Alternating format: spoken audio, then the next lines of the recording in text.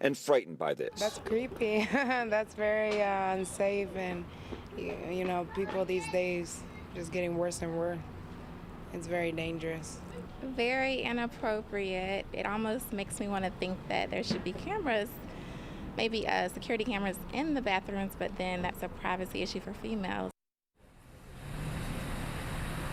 And certainly that's a valid point, the privacy issue for women in those bathrooms.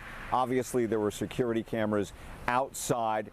They continue looking for this guy. If you have any information, you're asked to call Prince William County Police. Live in Woodbridge, Richard Grieve, ABC 7 News. Thanks, Rich.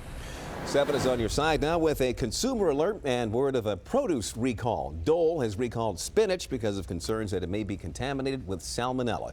The spinach was not sold in this area, but it had been sold in 13 states across the Midwest and the East Coast. So far, no reports of any illnesses. Now, maybe you've been told, you told the barber of yours to take a little off the top. Well, folks shaved their entire heads here, but it was all for a great cause. The computer company NetApp hosted a St. Baldrick's Foundation head shaving event in Tyson's Corner tonight. Nearly a dozen folks braved it and shaved their heads, all in support of the foundation's mission to fight childhood cancer. This event also raised money for childhood cancer research. Great cause. Well, tonight, a bit of a disappointing update for someone who's become a local celebrity.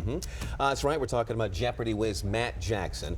Well, Jackson lost tonight after 13 straight wins. He went into Final Jeopardy some $200 ahead of the guy who was in second place. However, Jackson got the question wrong and he wagered a little too much money.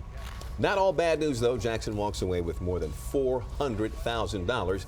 And I'm sure he's just thrilled that we told all of his friends right now that he now has $400,000 in his pocket.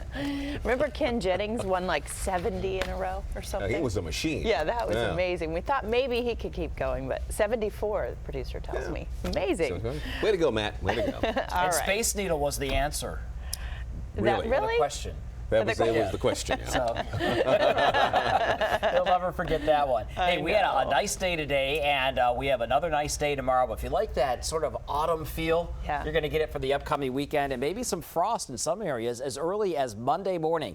Right now, Reagan National Airport reporting a temperature of 61 degrees. Winds are out of the west-northwest at 7 miles per hour. Our high today made it up to 71. It felt a whole lot cooler than it did yesterday. We were in the upper 70s and even cooler as we move into the upcoming weekend. Average for this time of year 69, the record 87 back in 1975. Those of you in extreme southern Maryland around Leonardtown, St. George Island, you had a shower that moved through over the past half hour. Really didn't amount to a whole lot. Pull things out for you. It is dry around the Capital Beltway, just a few clouds well off to the west of us, and we will see mainly clear skies for the overnight. Temperatures are dropping quickly in the 40s in Manassas, 49 in Culpeper, 46 for Luray. Hagerstown now at 56 degrees, the same at Andrews. Pax River looking at temperatures upper 50s. The core of that cooler air well to the north of us, and it will eventually make its way to our area as we move through the next couple of days. A couple cold fronts on the way. The first one Friday, that's going to drop our temperatures, and then an even bigger drop comes Saturday. But for tonight, no problems at all. 49 degrees inside the Beltway. We'll see cooler air just off to the north and west. Tomorrow looks great, near 70 degrees, lots of sunshine, winds out of the northwest at 5 to 10 miles per hour. Our futurecast shows the sunshine for the day tomorrow thanks to that area of high pressure, but then a cold front that's going to move through early Friday morning. Not going to bring not going to bring a lot of shower activity. However, may see a few stray showers. Behind it, it's going to be cool, and then another shot of cold air for the day on Sunday. How cold am I talking? Here's our futurecast Saturday into Sunday. Waking up Sunday morning, we're looking at temperatures in D.C. upper 30s to lower 40s. If you have a chance to head out to the west, to Garrett and Allegheny counties, lots of color for the fall color change. Not so much around here. Give it another week or two, and it should look absolutely beautiful.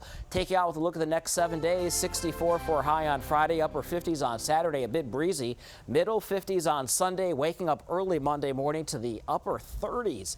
And then we'll warm things up as we move into the middle of next week, back into the 60s. So the coldest air of the season on the way.